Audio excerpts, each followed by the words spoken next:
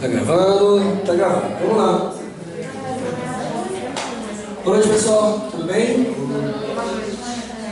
Nós estamos com saudade, né? Então nós voltamos. Vamos lá. Conforme prometido, então, a gente pelo menos encerrar, né, o nosso trabalho, verificando então o resultado do nosso trabalho. O que aconteceu? Eu estou analisando o caderno Cubo, tá? Eu fiz com base no caderno Cubo. Essa aqui para mim que é a grande polêmica aqui da excedência, a primeira etapa aqui, certo?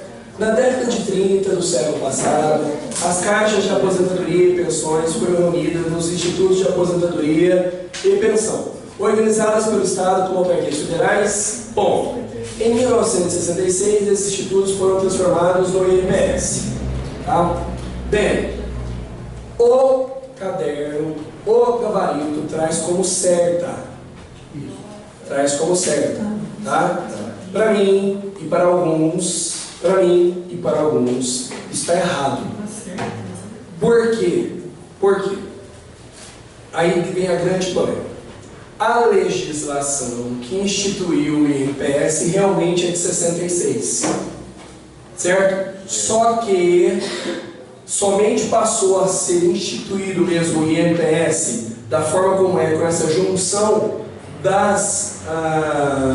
dos institutos em 1967.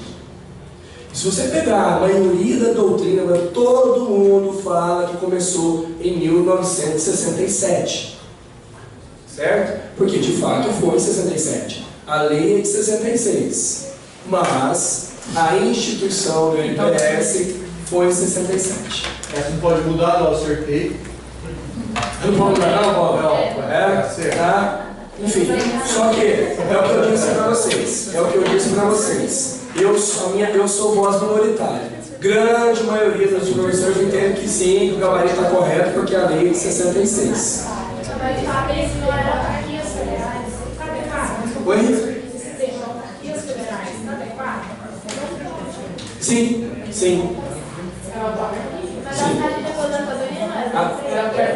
Não, os institutos já eram considerados autarquias, as caixas não. Pode ser que sim, certo? Porque na verdade o que aconteceu? As caixas não, mas o que o Estado está falando? Ó, que foram organizadas pelo Estado como autarquias federais. Eu acho que sim. Eu acho que aqui não deve, né, Tiago? Se tiver que pegar, vai ser aqui, do 66. Na minha opinião, tá? Vamos lá. Então, na verdade, começa com 51, não 49. Daqui a pouco a gente volta aqui.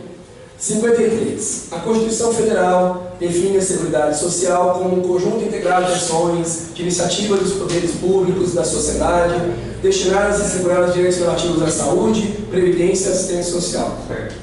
Esse a gente já sabia que ia cair, isso era certeza absoluta que assim ia cair. Perfeito? 54. De acordo com o princípio da universalidade da Seguridade Social, os estrangeiros no Brasil poderão receber atendimento da Seguridade Social. Aqui, pessoal, na verdade, nós temos que fazer um conjunto com a Constituição Federal. Lá no artigo 5º, diz o seguinte, ó, é destinado aos brasileiros e aos estrangeiros residentes no Brasil os direitos fundamentais. E o direito social, o direito à Seguridade Social é um direito fundamental. Então o estrangeiro tem direito à Seguridade Social. Tá? Então essa afirmativa está correta. Em que pese, na verdade, te pedia muito mais um conhecimento de constitucional do que realmente de previdenciário. 54. De acordo com o princípio da universalidade da Seguridade Social, eu já falei. 55, desculpa. 55, vamos lá. A Seguridade Social é organizada mediante gestão quadripartite, com participação dos trabalhadores, dos empregadores, dos representados e do governo nos órgãos colegiados. Essa a gente já sabia que ia cair também. Né? Falei para vocês, ó, não esquece do quadripartite, vai cair. Caiu. Certo? Afirmativa correta. 56, essa aqui pra mim também foi, eu acho que foi uma sacanagem do inferno com vocês, tá? Porque esse aqui é constitucional puro, tá? E fala sobre competência legislativa, certo? Mas enfim, vamos lá. Com relação ao conteúdo e à autonomia da legislação previdenciária, julgue o item abaixo. Lei complementar editada pela União poderá autorizar os Estados e o Distrito Federal a legislar sobre questões específicas relacionadas à Seguridade Social. Correto. Tá? Lá na Constituição diz que é de competência privativa da União legislar sobre Seguridade Social.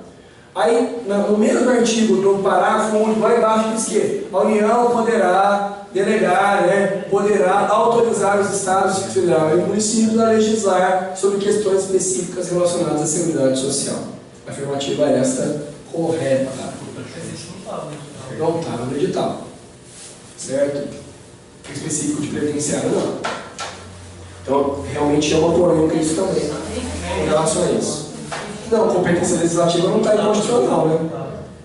Enfim. 57, vamos lá. Com base no disposto na Lei 813 de 91, julgue os itens a seguir acerca dos segurados do RGPS. 57. O pescador que exerça essa atividade como principal meio de vida é considerado segurado especial, mesmo que tenha empregados permanentes. Turma, segurado especial não pode ter empregado permanente. Pode ter empregado? Pode, desde que não seja permanente. Certo? A afirmativa então está errada. 58. Situação hipotética. Uma outra crítica também que vários professores fizeram foi o seguinte: é uma tradição, é até algo que se espera do CESP, é que tragam situações hipotéticas. E o número de situações hipotéticas foram ínfimos, foram muito poucos colocados. Foi uma prova extremamente conceitual, muito mais parecida com a FCC do que realmente com o CESP. 58. Pedro trabalha como professor remunerado de uma escola particular e concomitantemente, ou seja, ao mesmo tempo, explora atividade econômica agropecuária em regime de economia familiar, em uma chácara de 2 módulos fiscais. Assertivo. Nessa situação, Pedro é segurado obrigatório do RGPS em relação a cada uma das atividades realizadas. Certo ou errado? Certo. Turma, olha só o que num primeiro momento a gente poderia ter se enganado. Ele não perguntou nada aqui se o cara é segurado especial. Ele foi dando a entender que o cara poderia ser segurado especial, mas a pergunta dele não foi essa. A pergunta foi: o cara é segurado nas 2 atividades? É.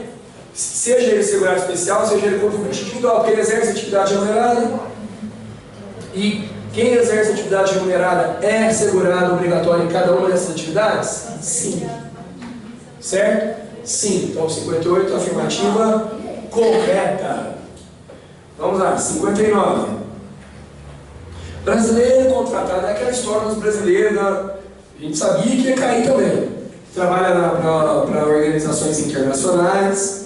A 59 falou o seguinte, brasileiro contratado pela Organização das Nações Unidas, no qual o Brasil faz parte como membro efetivo, é considerado segurado obrigatório no regime geral de previdência social.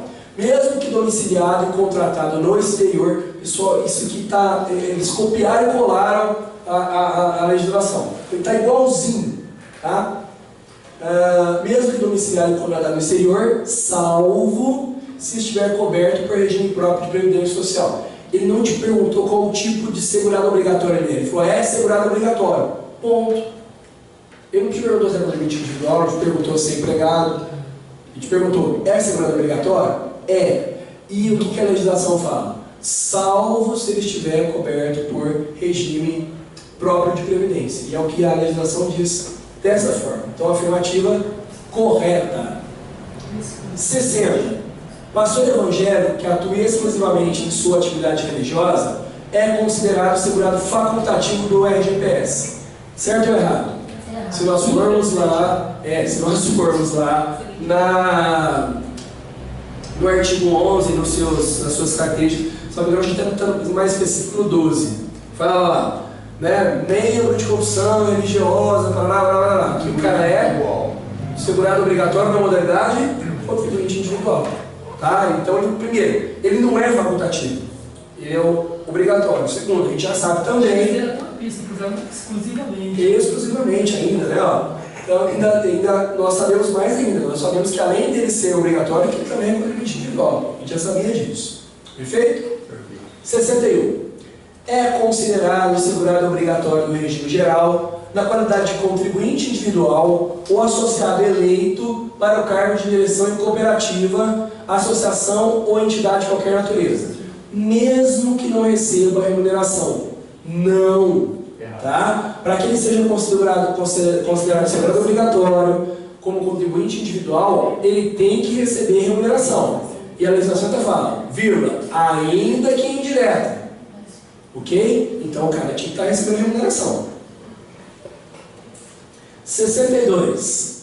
Síndica do condomínio predial em que resida e que receba como prolabore a quantia equivalente a um salário mínimo será assegurada obrigatória no regime geral na qualidade de, está lá em cima agora o meu aqui, de empregada. Certo ou errado? Ela na verdade, ela é segurada obrigatória, ela é vinculada ao RGPS, mas como empregada? Não. O síndico que receba remuneração, ele é segurado obrigatório, mas na condição de contribuinte individual. Contribuinte individual.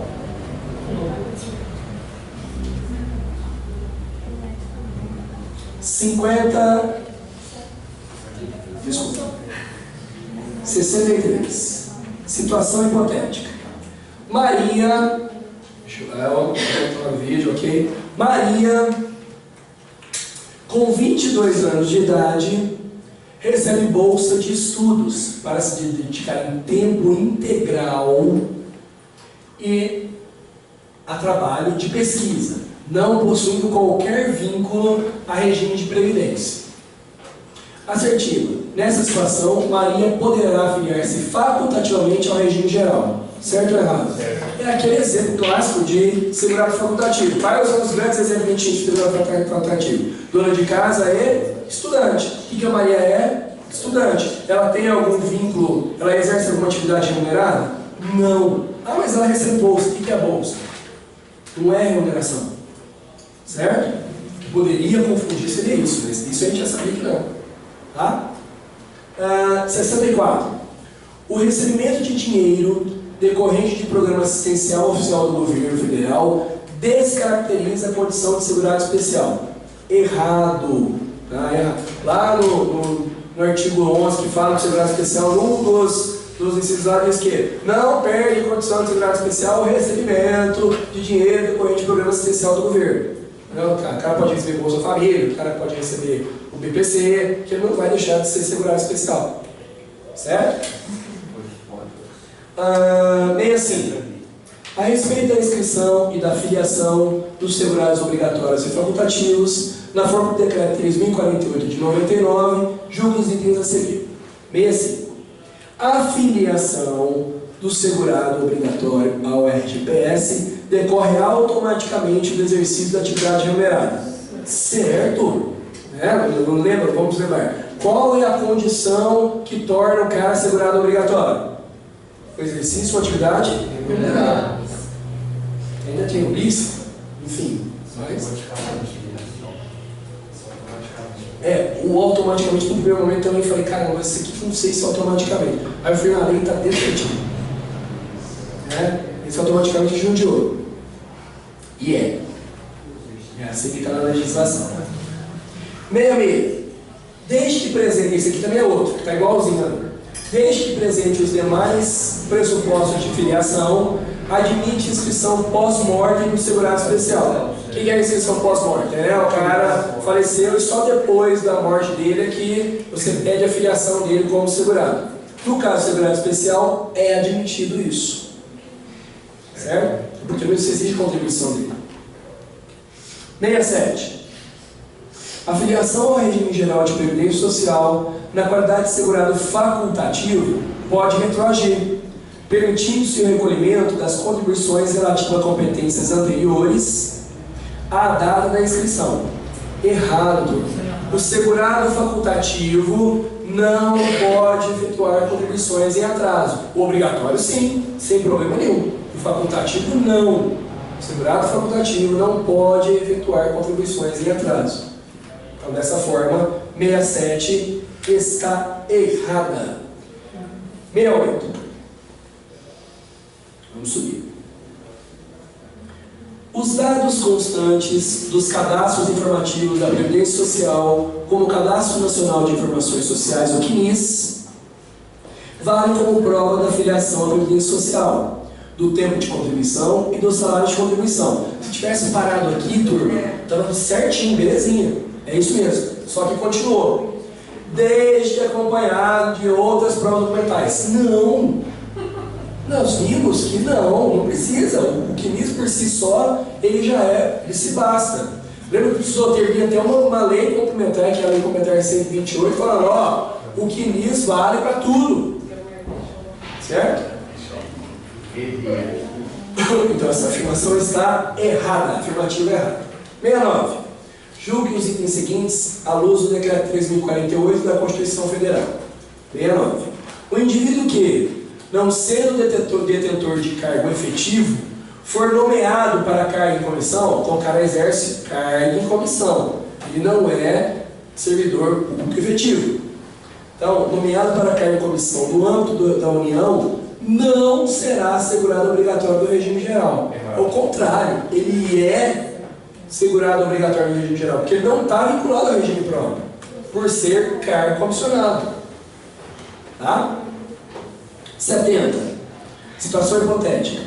João exerce atividade econômica com finalidade lucrativa na sua própria residência. Aqui, turma, foi também uma maldade, porque na verdade se pede muito mais um conceito de direito do trabalho do que exatamente o conceito de direito previdenciário, embora a legislação previdenciária trate desse assunto. Vamos lá. João exerce atividade econômica com finalidade lucrativa na sua própria residência. Recentemente, ele contratou Maria para fazer a limpeza de sua residência, de forma habitual e remunerada. Se tivesse parado aqui, a gente sabia, opa, ela é empregada doméstica. Acabou. Mas ele falou, ela faz a limpeza e atende os clientes dele. Se ele exerce uma atividade lucrativa e ela atende clientes dele, o que ela passou a ser? Empregada. Empregada. Assertivo. Nessa situação, João será considerado empregador doméstico com relação ao serviço prestado por Maria. Não é empregador doméstico, é empregado. Empregador. Certo? Não é empregado doméstico nesse caso.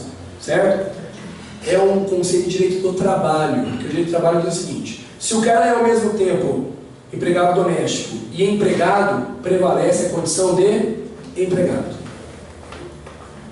7.1. Equiparar-se-á à empresa, para fins do regime geral de previdência social, a pessoa física que, para fazer uma reforma da própria casa, contratar um mestre de obra e um ajudante. Pessoa física pode ser empregador? Sim. Então, mas na própria casa aí. Ué, na própria casa, deixa. Se você contrata alguém para fazer um trabalho na sua própria casa, como não é doméstico? Ele não é doméstico.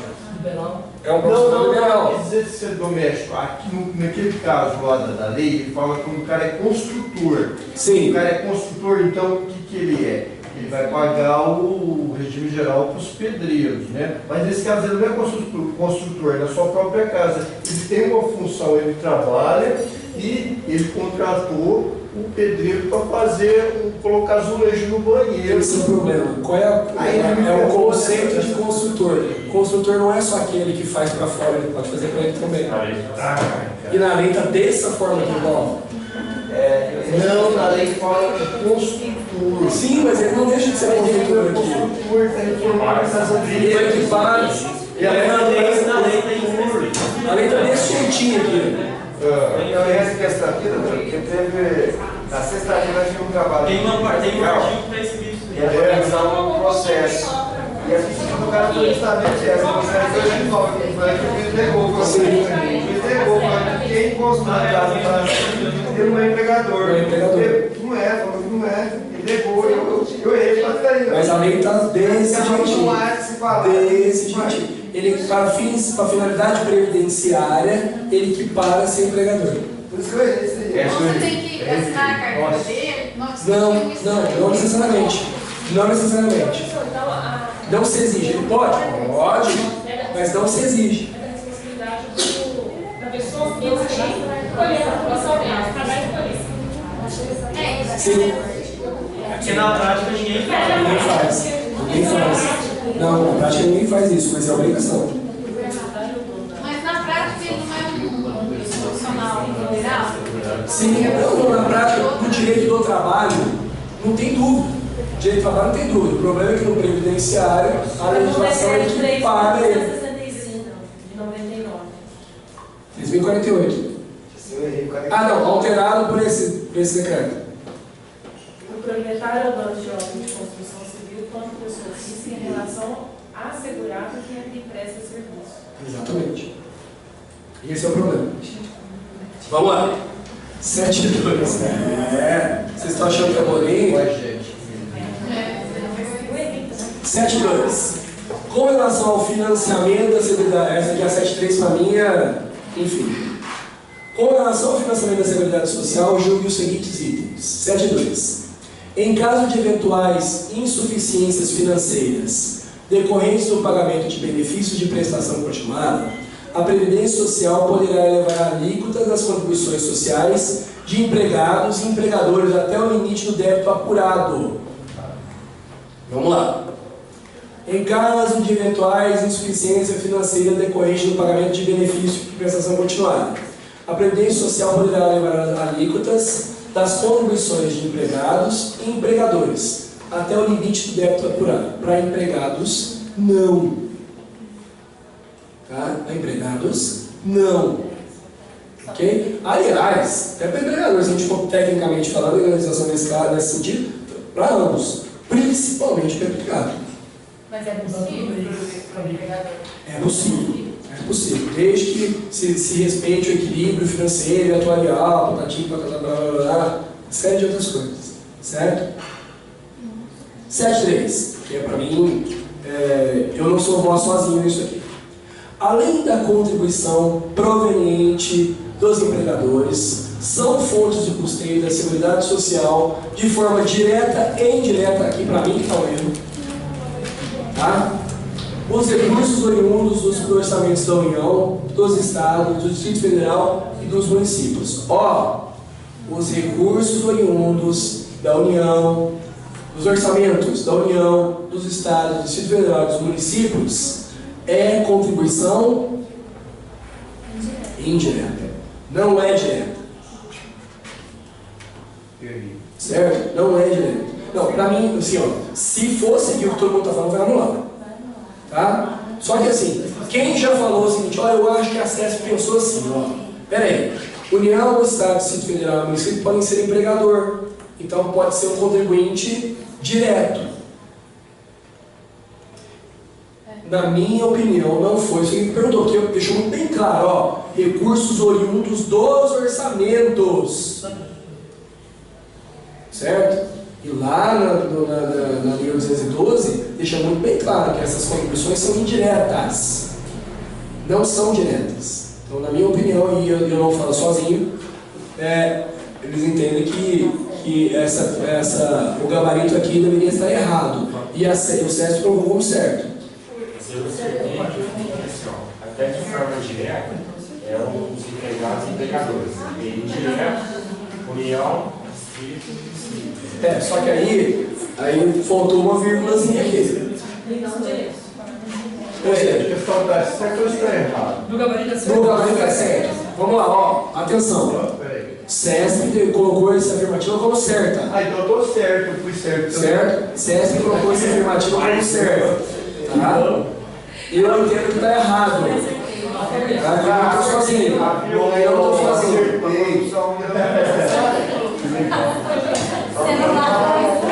Eu não estou sozinho, tá? E se prepare. é bem provável que vai anular. Mas anular eu continuo com certo.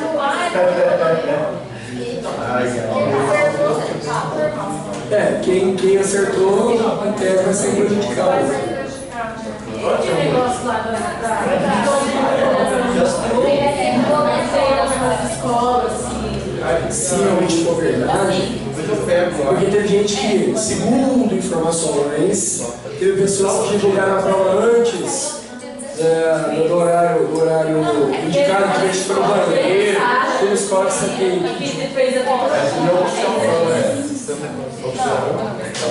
Pode ser, se eles forem coerentes, provavelmente anula. O que aconteceu? Na prova que eu pensei em Belo Horizonte do TRT, teve um problema de horário, eles não conseguiram aplicar a prova no horário correto, estava marcado para as 13 horas. Eles foram começar a prova, era quase 2 horas, eram umas 10 para as 2. Tá? E o que aconteceu? Teve sala que deu X minutos a mais, até porque no meio da prova também descobriram que umas questões lá estavam totalmente fora da casinha, e aí teve que colocar na lousa, parou um tempão. Então teve classe, teve sala que deu 10, 15 minutos a mais, teve sala que não deu. Aí o que aconteceu? O TRT anulou a prova. Eu não sei se o CEF vai fazer isso, se aconteceu situações semelhantes a essa. Aí só Deus sabe agora. Porque o que eles queriam que era arrecadar, conseguiram. Tá? E vou falar isso no vídeo, não tem problema. Se tem a processar, pode processar. Certo? Não, ao vivo não tá, mas eu vou colocar. Júnior, 7 planos, eu vou cortar não, vou colocar. Se eu cortar, vocês falam, que meu professor, né?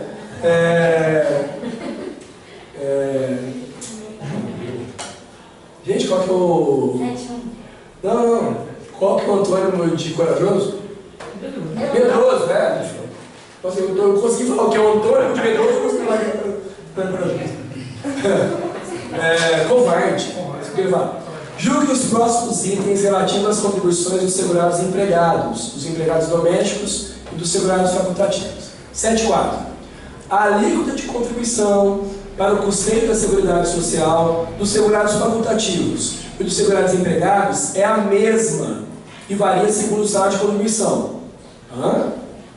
Tá? Segurado facultativo. Qual é a alíquota do segurado facultativo? 20 ou 11, se for no caso do plano simplificado, né? Agora, do empregado não. 8, 9 ou 11. Tá? Essa aqui vocês sabiam. Né? A gente já sabia que, aliás, que ia cair essa. 7.5.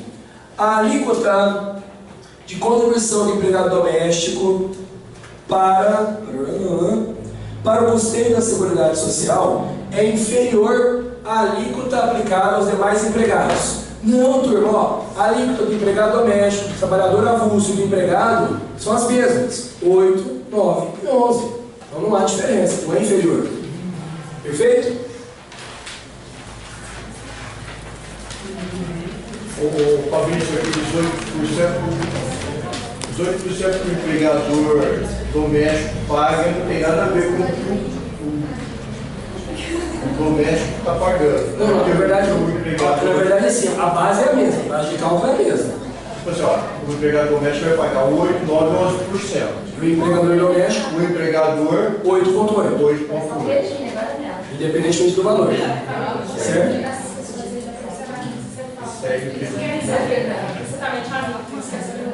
Exatamente. Eu lembro que nós falamos agora, o pessoal não se preocupa com números, o cara vai perguntar, na verdade, se você conhece a essência do assunto. Só teve uma que eu queria saber de novo. 20%. Se ele pagasse mais de 700 de... Foi de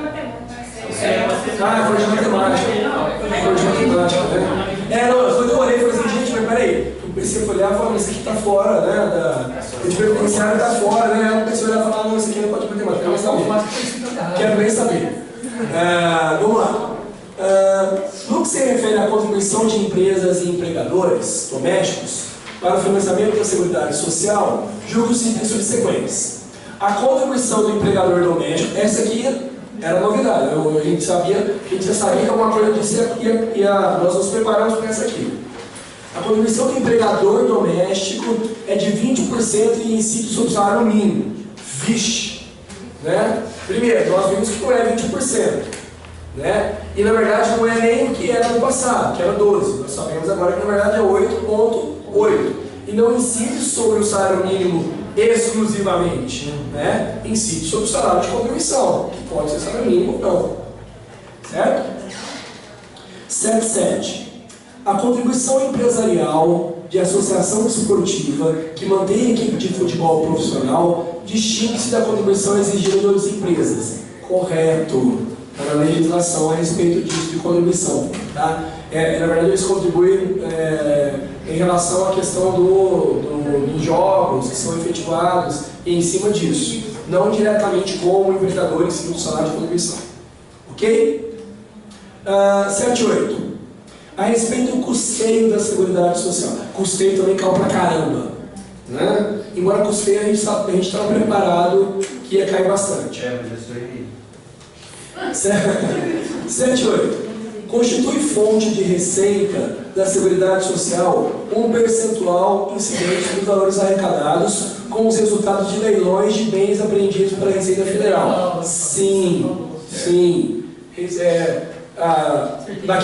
No mesmo artigo lá fala, né? Do leilão da Receita, dos concursos de prognóstico, de bolsa, entre outras coisas. E eu lembro direitinho, que eu não vou me lembrar quem me perguntou, mas falou assim: professor, mas vai ser esse leilão, essa receita, bruto ou é líquido? Aí nós vimos que não tem, não fala nem lucro, nem fala nem líquido, nem bruto, não especifica. Mas é sobre a questão dos leilões e das receitas. 7.9. Para efeito de custeio dos benefícios da aposentadoria especial e dos concedidos em razão do grau de incidência de incapacidade laborativa decorrente dos riscos ambientais do trabalho, as alíquotas aplicadas incidem exclusivamente sobre a remuneração do segurado sujeito a condições especiais que lhe prejudiquem a saúde ou a integridade física. Pessoal, isso aqui está no decreto 3048 de 99. E se não me engano, acho que é o artigo 202, se eu não me engano. Está desta forma, desse jeitinho. Mas ele está referindo ao acréscimo do SAT, não ao SAT. Não ao SAT. Então, na minha opinião, em que pese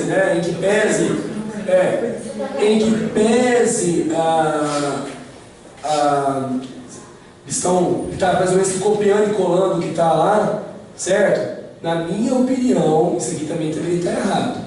Eu não questionei, porque na verdade, como está igual a legislação, então para mim, né, enfim, eu não vou discutir assim, mas acho que dá para brigar, dá para. Esse aqui cabe recurso. Então, essa daí eu iria. Tá? Por quê, pessoal? Porque na verdade é o seguinte, ó. Vamos lembrar das alíquotas sobre a folha de pagamento?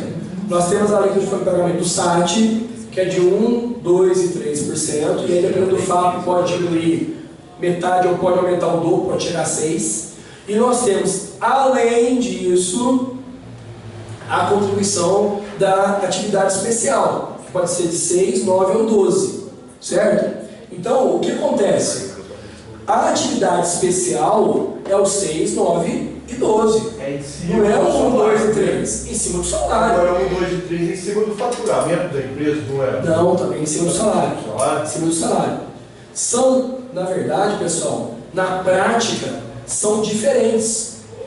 Uma alíquota é para uma coisa, outra alíquota é do outro. Pode ser que, de repente, na mesma situação, você se depare com uma atividade que, além de ser sujeita a riscos de acidente, também tem riscos ambientais. Na prática é isso que acontece. Qual é a zica disso? Que lá no decreto 3048 fala desse jeitinho. Certo? Fala desta forma aqui. Aquela guia GFIP é 1, 2, é o primeiro. Tem o 1, 2 e 3 e tem também o 6, 9 e 12. Que não necessariamente é igual. Não necessariamente é aplicado sobre o mesmo caso. O 1, 2 e 3 é para acidente de trabalho, que pode ser diminuído de meio ou pode subir para 6, se caso do fato. A quantidade de acidentes é uma média, que é de acordo com Isso. outro Exatamente, exatamente. grau de E risco. o outro é correlacionado aos riscos ambientais, riscos químicos, físicos, biológicos, não tem nada a ver com acidente de trabalho. Certo? Esse primeiro pode aumentar de acordo com o número de acidentes que a empresa Sim. vai ser média. Exatamente. Exatamente. Então, na minha opinião, essa questão aqui pode caber recurso. Tá? Em que pese esteja, na verdade, repetindo o que diz o decreto 3.048. Enfim. Por isso que eu nem coloquei em vermelho, porque se está lá, eu tenho quase certeza que não vai mudar. 80. Parte dos valores arrecadados com concurso de prognósticos promovido por órgão do poder público ou por sociedades comerciais ou civis dentro do território nacional é destinado ao Conselho de Seguridade Social. Também a mesma coisa, repetindo o que a lei está falando, e na aula nós vimos isso também. Certo? Em cada um dos próximos itens é apresentada uma situação hipotética acerca do salário de contribuição, seguido de uma assertiva a ser julgada. 8.1. Zilda mantém vínculo empregatício com a empresa Y e com a empresa Z, das quais recebe remuneração mensal equivalente a 2 e 3 salários mínimos. Eu tive a paixão de ver até qual é o teto. O teto, na verdade, são quase 6 salários mínimos. Nessa situação, a contribuição previdenciária de Zilda deverá incidir sobre os valores recebidos de ambos os empregos. Certo? Cada emprego que ela exerce tem a incidência de contribuição previdenciária e é salário de contribuição. Eu imaginei no primeiro momento assim, cara, esses caras estão sacaneando porque vai dar acima do teto. Mas não deu acima do teto também aqui. Tá? Que aí seria uma sacanagem enorme. Enorme. 82. O contrato de trabalho de Carlos, empregado da empresa LM Limitada, foi rescindido antes que ele pudesse usufruir de férias vencidas. Então, ou seja, pessoal, essas férias aqui não foram gozadas. Então, o que acontece com essas férias? Que elas serão férias indenizadas. Nessa situação, haverá incidência de contribuição previdenciária sobre a importância para a título de indenização das férias vencidas.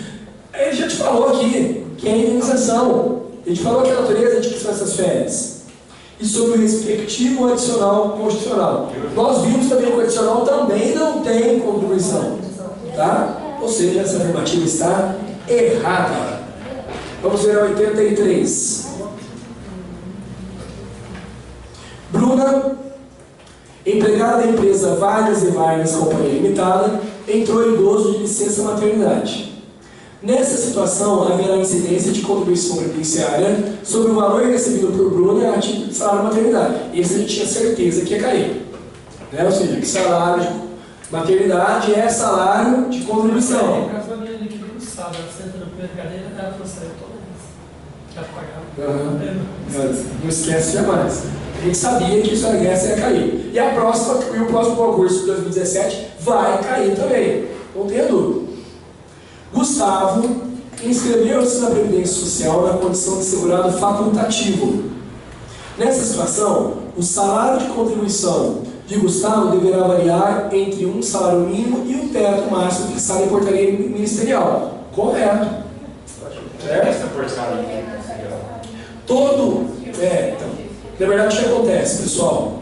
Todo ano, no começo do ano, é informado qual é o percentual que vai aumentar os benefícios e, ao mesmo tempo, são divulgados, né, obviamente, o mínimo, que é o salário mínimo, o piso, que é o salário mínimo, e qual é o valor do teto. Isso é por base de portaria interministerial. Essa portaria interministerial, isso me pegou, rapaz. Eu pensei que fosse que lá que você tinha falado do salário de maternidade, que o limite tem a ver com o salário do ministro lá, não sei se... Não. Mas eu confundi tudo que fizeram aqui. É por isso que eu tentei evitar o máximo possível falar sobre isso, para vocês não confundirem. Mas aí eu me perguntava e falei, gente, então cuidado, pode ser que isso aconteça. Com referência à arrecadação e recolhimento das contribuições destinadas à Seguridade Social, julgue os itens que seguem. 8.5. As empresas são obrigadas a arrecadar a contribuição do segurado contribuinte individual a seu serviço, descontando a respectiva remuneração. Lembra? Contribuinte individual que presta serviço à pessoa jurídica. O que acontece? A responsabilidade é da pessoa jurídica. Certo? Já deduz. O RPA vai indicar isso. 86. A isenção de contribuição previdenciária concedida às pessoas jurídicas de direito privado estende-se aos empregados. Ah, não, de jeito nenhum. Tá? Vamos imaginar aí uma associação beneficente que tem empregado. Tem que contribuir os empregados? Claro que tem. Não tem direito de benefício, certo? E trabalhadores avulsos do seu serviço. Não. Tá? Que pesa, seja uma entidade de beneficência que não tem contribuição, que ela, como empregadora, não contribua, mas os seus empregados, os seus trabalhadores, os seus prestadores de serviço, sim. Perfeito? 87 deve estar de cá.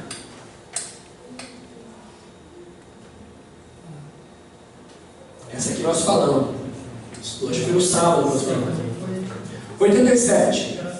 Compete à Receita Federal. Quem fez uma pergunta? Eu acho que foi no grupo. Compete à Receita Federal do Brasil arrecadar e fiscalizar o recolhimento das contribuições sociais previstas na Constituição. Sim. Até 2007, o INSS cuidava de tudo.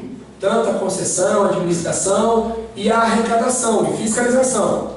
Em 2007, isso foi transferido para a Receita Federal. Ou seja, a arrecadação e a fiscalização de contribuições, quem cuida é a Receita, não é mais o INSS. Sabe o que eu lembrei? Aquele assunto pessoal que você falou que fez na lousa do tripé, que é a Receita Federal. Sim. É a super Receita, que cuida de tudo. Valeu a pena, né? O triângulo do inferno. O Juliano fez a pergunta antes da prova. Antes da prova. Você viu o Juliano, de repente sai para alguma coisa. Juliano, é brincadeira, tá? Não estou brincando com você. Você serviu por bastante coisa.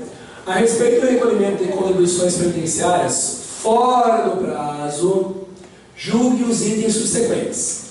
88.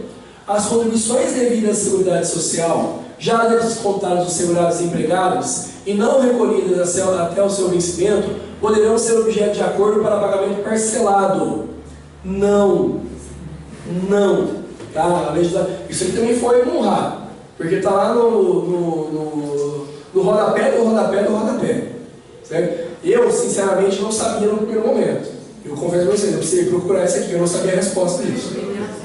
Aí você falou chute, Sabe o que eu chutei? a Receita não vai parcelar. Não vou falar aqui não. Oi? Isso aqui está falando com relação à questão dos segurados empregados que o cara já descontou. Não é da empresa.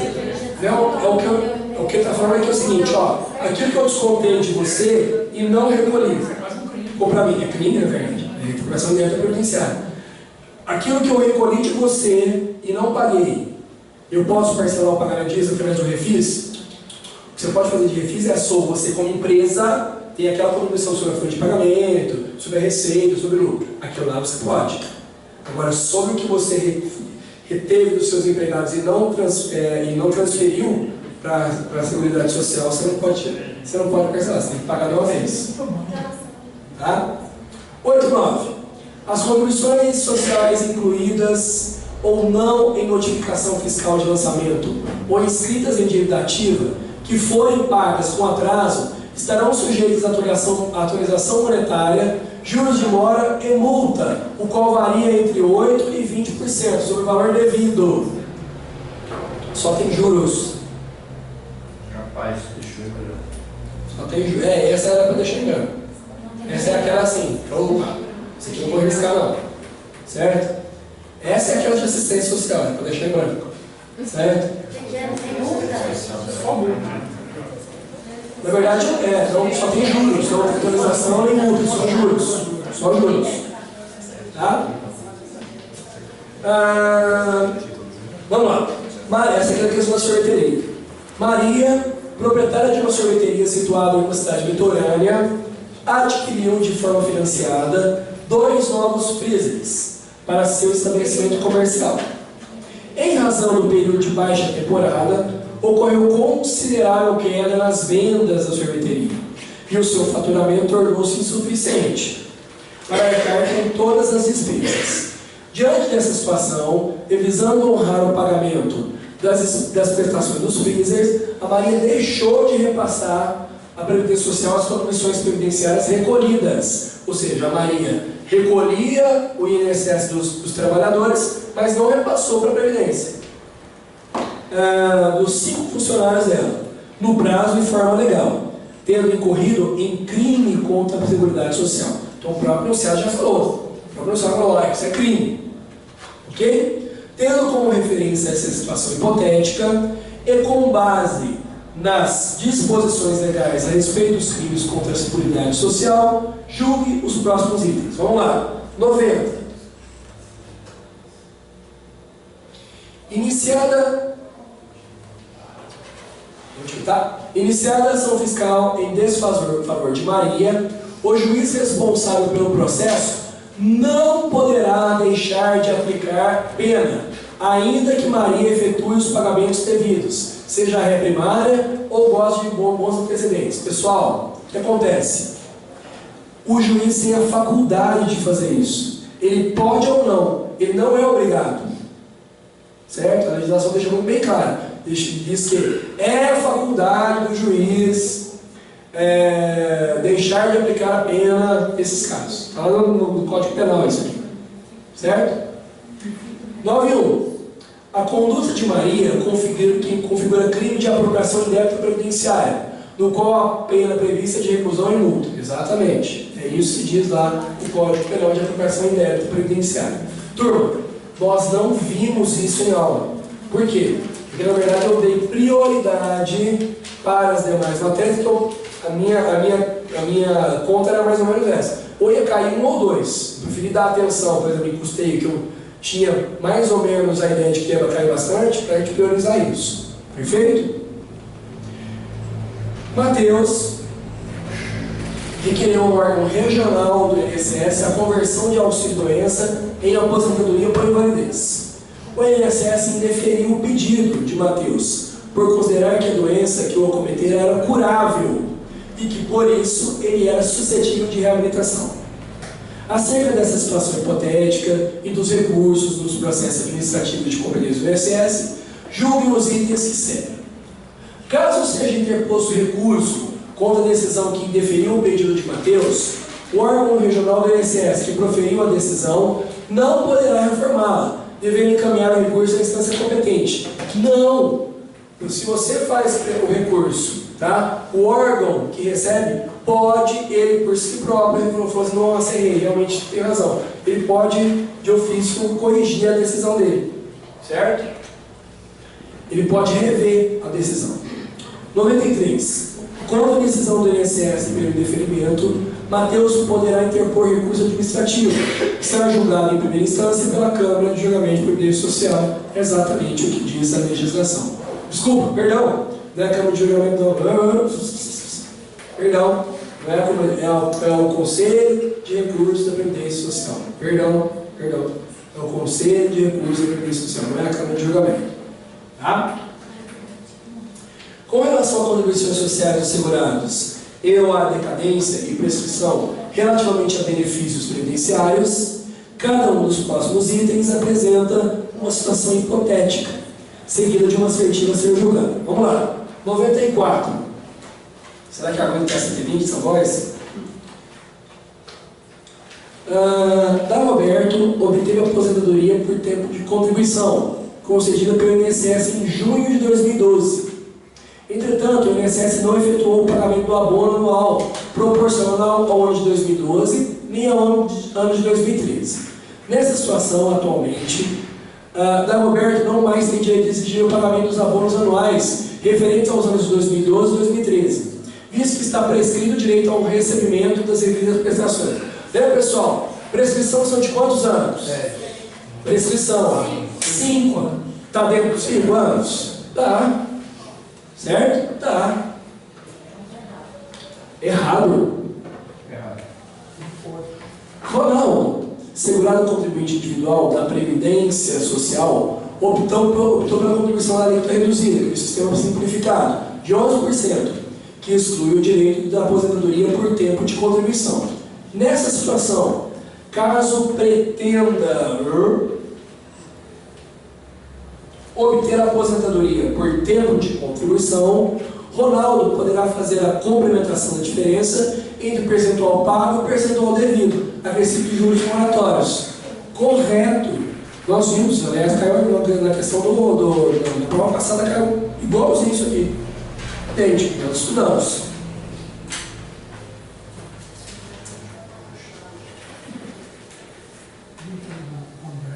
(96). Aí começa o bicho pegar. Até 101 nós resolvemos com a mão nas costas. Agora, as de 102 para baixo que é o que o bicho pegou. Vamos lá.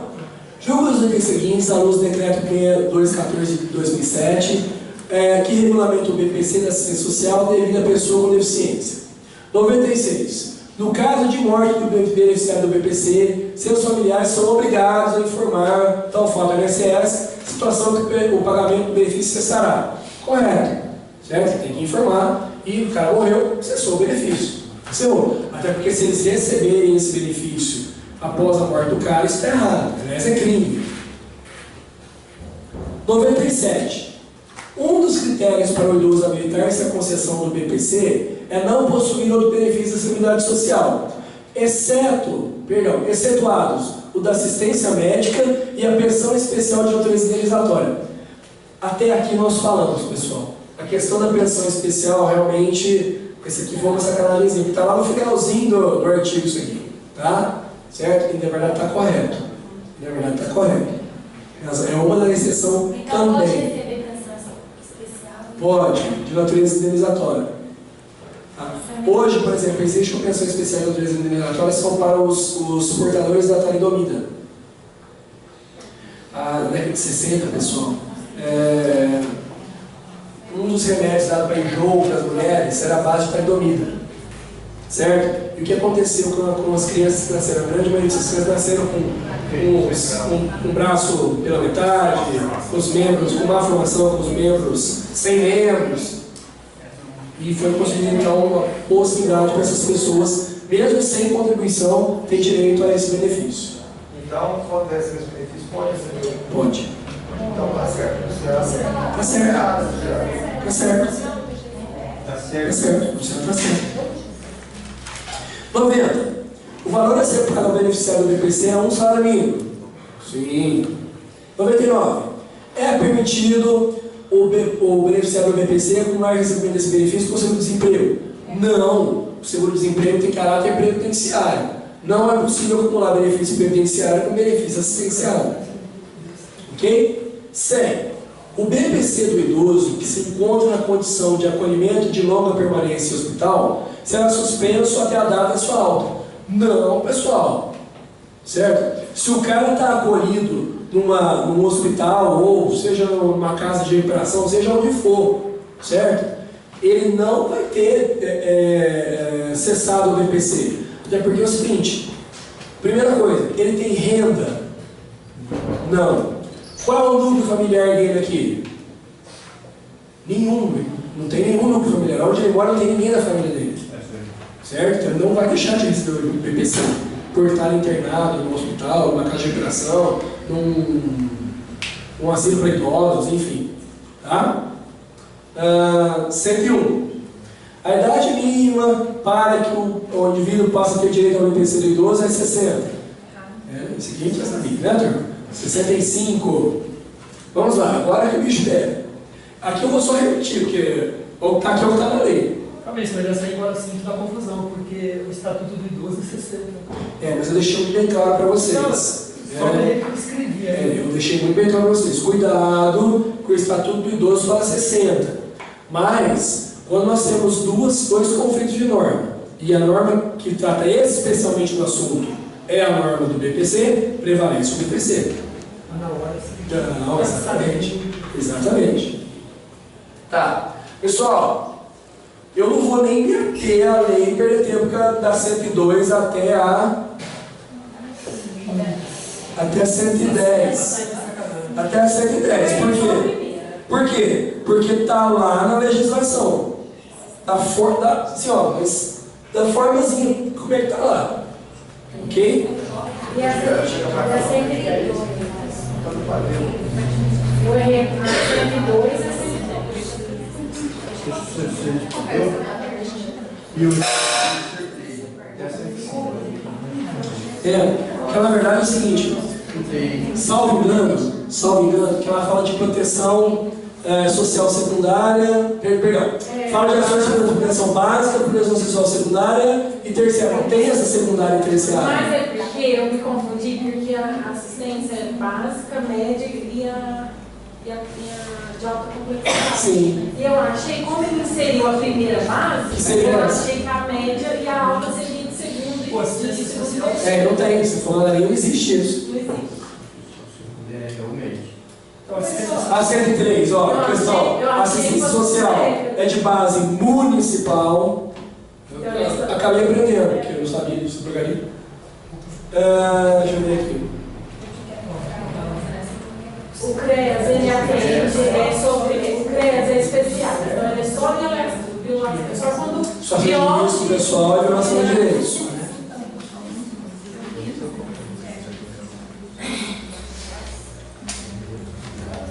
Fabrício. Oi. Agora tendo visto como eles cobraram nesse começo de 2016, por exemplo, na nossa em 2017. Agora a gente vai ter que. Fica aquele.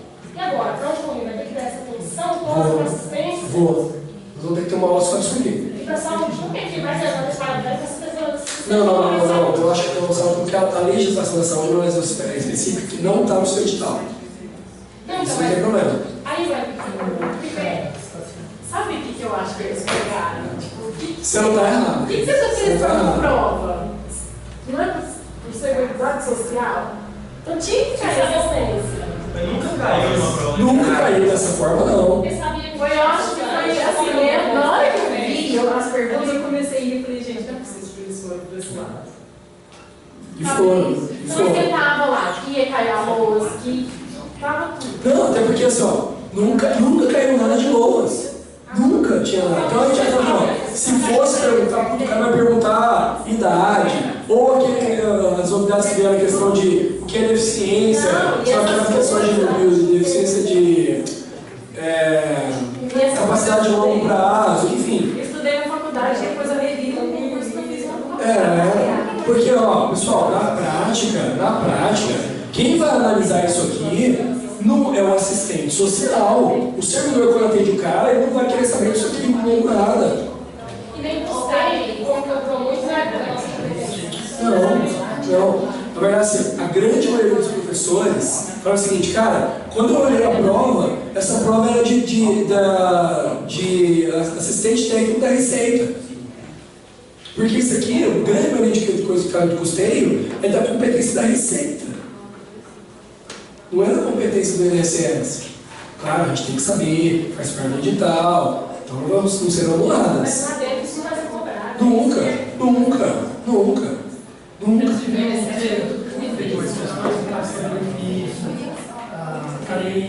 Exatamente.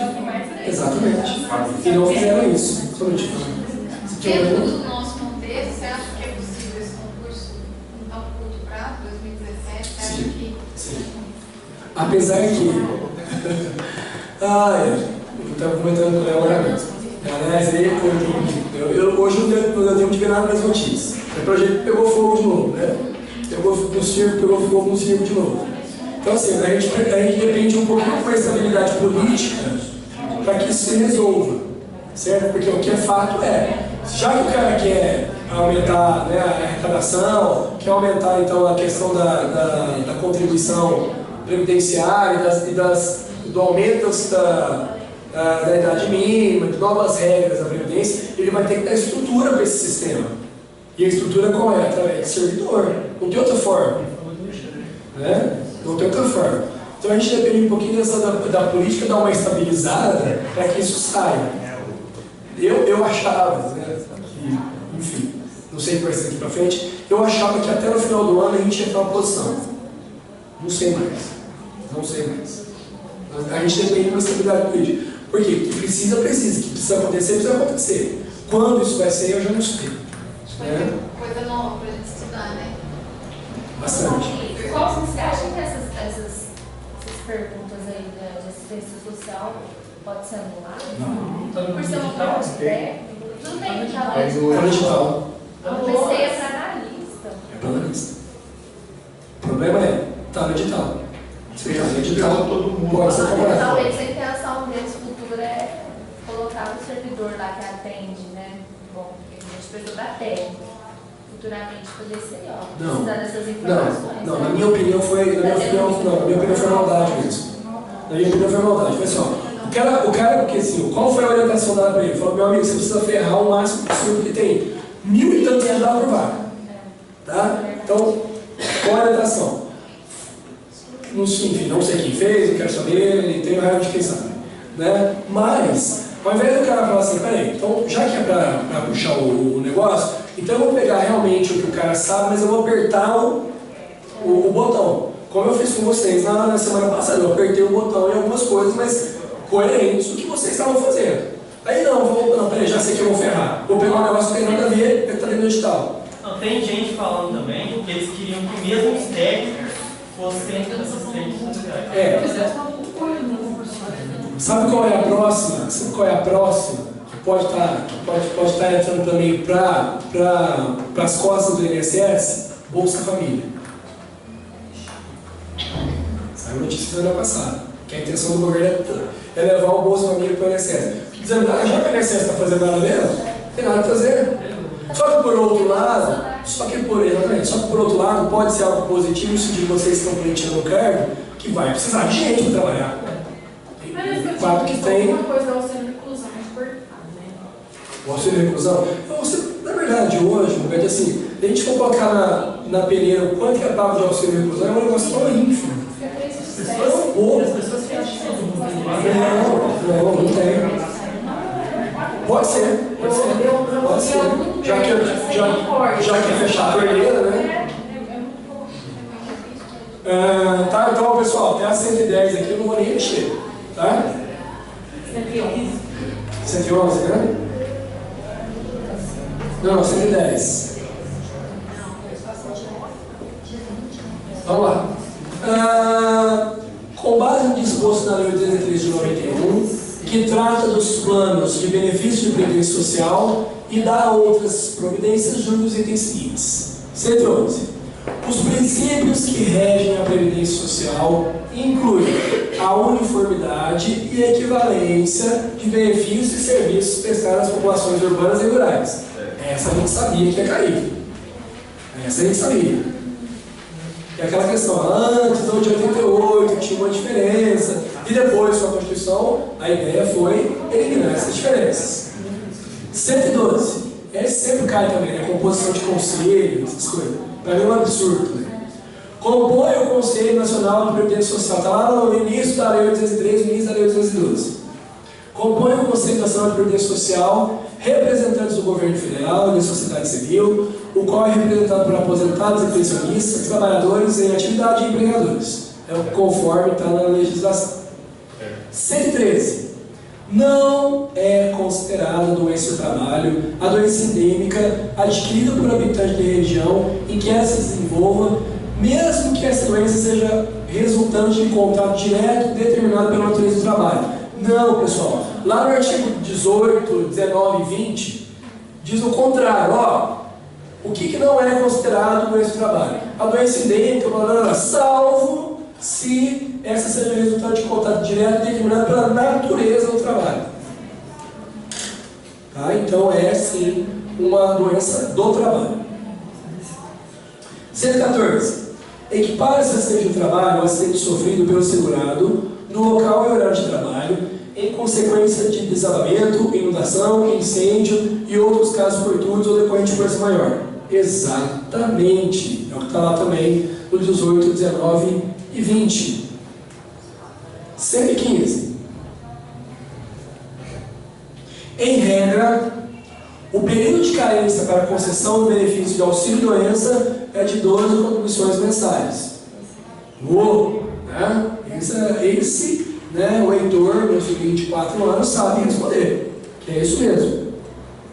Ele sabe duas, ele sabe, né, que a assistência, que a Seguridade Social compõe-se de Seguridade e Assistência Previdência. Ele também sabe. E ele sabe também que a carência para aposentadoria por invalidez e auxílio-doença é, regra geral, 12.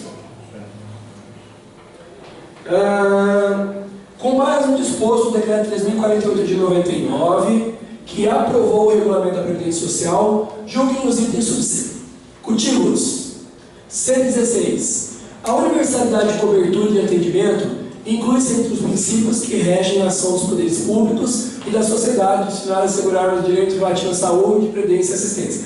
Ele está te perguntando, na verdade, ao inverso, né? Ou seja, lá na Seguridade Social, quais são os objetivos ou princípios? Entre eles está lá a universalidade da cobertura e atendimento. É isso que ele te perguntou. Afirmativa correta. 117. Aquele que presta serviço de natureza contínua, mediante remuneração, à pessoa ou família, do âmbito residencial desta, em atividades sem fins lucrativos, é considerado contribuinte individual, segurado obrigatório da Previdência Social. Não, pessoal. Aqui é empregado doméstico, ele deu todas as características do empregado doméstico. Né? 118. A dona de casa e o estudante podem filiar-se facultativamente ao regime geral, mediante contribuição, desde que não estejam exercendo atividade remunerada. É o que nós falamos. A questão de segurança facultativa é residual. Só pode o cara ser facultativo se ele não for obrigatório, porque se for obrigatório, ele não pode se filiar como facultativo. Então, desde que não esteja exercendo atividade remunerada, que os enquadre como segurados obrigatórios da Previdência Social, correto também.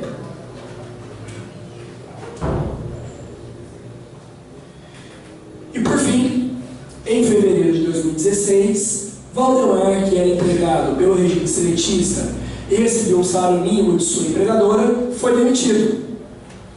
E 30 dias depois, condenado a pena de prisão em regime fechado. Ele é casado com a Idalina e tem 2 filhos menores.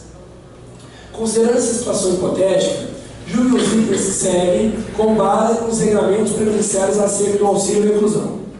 119. Como Valdemar é segurado de baixa renda da Previdência Social, ele, olha só, quem tem direito ao auxílio e reclusão? Os dependentes. Ele e os seus dependentes fazem jus ao recebimento do valor correspondente ao auxílio e reclusão, que é de um salário mínimo, a ser rateado em 3. Ele tem 2 erros, né? Primeiro, ele não tem direito. Segundo, o benefício não é necessariamente um salário mínimo. Até o limite de 212 a constar de contribuição. Não é. Não confunda com baixa renda. Salário mínimo, a pessoa não pique tinha 2 erros por ele e ser rateado. Exatamente. Tá? Não, apesar que o rateado, Roberto, o rateado vai ser.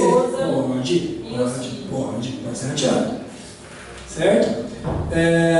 Então ele não tem direito algum. Não confunda, a questão do 1.200 lá é uma baixa renda. Pode ser que o benefício seja do teto, pode ser no teto do benefício. 120. Assim que terminar de cumprir a pena, Valdemar deixará de ser segurado da Previdência Social. Não, pessoal, lembra no artigo 15? O cara mantém a quantidade segurado, prazo durante ainda 12 meses depois de solto, certo? Que é a questão do período de graça. Ok? Turma, vamos lá. Feito então aí a correção, o que eu esperava de vocês, e eu acho que vocês cumpriram muito bem isso. Imagino eu tirando aquelas as 10 de assistência social, tirando a questão de crimes previdenciários, um pouquinho que falou a respeito de regras de fiscalização, foram algo em torno de mais 10, ou seja, das 70, 50 a gente conseguiu fazer legal. Certo? 50 eu acho que nós fizemos muito bem, nós tratamos aqui em aula. Certo? Então eu imagino que se você fez algo em torno aí de de 40 a 50, você foi muito bem mesmo, tá? Você fez mais, melhor ainda, porque foi em cima daquilo que nós estudamos. Bem? Ó, ainda, e eu fiquei muito feliz com a presença de vocês aqui. Por quê? Porque na verdade é o seguinte, concursos, você já deve ter ouvido falar isso aí muito, né? Tem até um professor que é um grande, chamado de guru dos concurseiros, que é o William Douglas, que fala que concurso se faz até passar. E o caminho é esse, pessoal. Tá? O caminho é esse, ou seja, um projeto de estudo, um projeto de concurso, um projeto de aprovação não é feito da noite para o dia. Um projeto de aprovação é feito com longo prazo. Ainda mais a grande maioria de vocês que eu conheço que trabalham.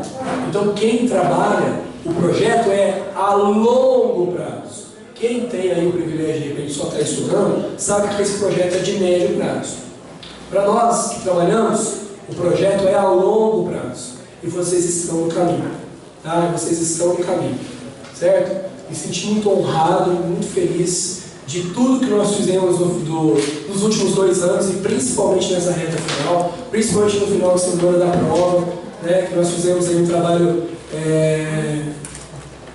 em conjunto com vocês. Eu fiquei muito feliz com relação, primeiro, com as perguntas que vocês fizeram e segundo, que eu vi com o desempenho de vocês. Certo? Pessoal, muito obrigado. Parabéns para vocês. Ah, desculpa, a 51. A 51, tá certo, na verdade. O gabarito é errado, mas tá certo. Eu não consigo ver outra resposta. Onde você vai disponibilizar esse vídeo, Fabrício? O vídeo? No YouTube. Pode considerar certo? Pode.